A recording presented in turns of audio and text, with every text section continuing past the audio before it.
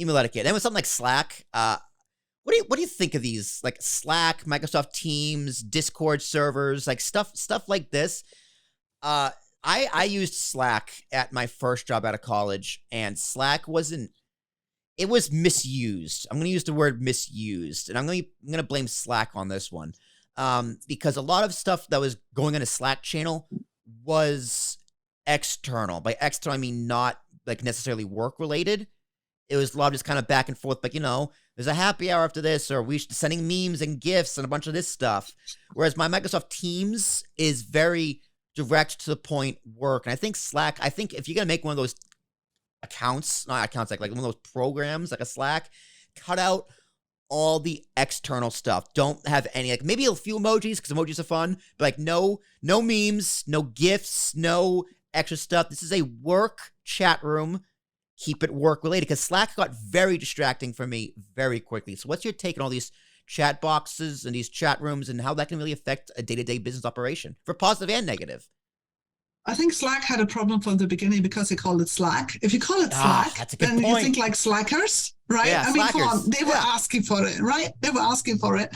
So then, of course, people used it for all kinds of like, oh, it's just another chat channel like WhatsApp or something like this. So I think you need rules then. So I work with a couple of Slack spaces with my clients, and they have very good rules. So we really discuss business. And sometimes in a like informal email, people might ask, oh, I'm coming to Germany. Do you have some tips or whatever?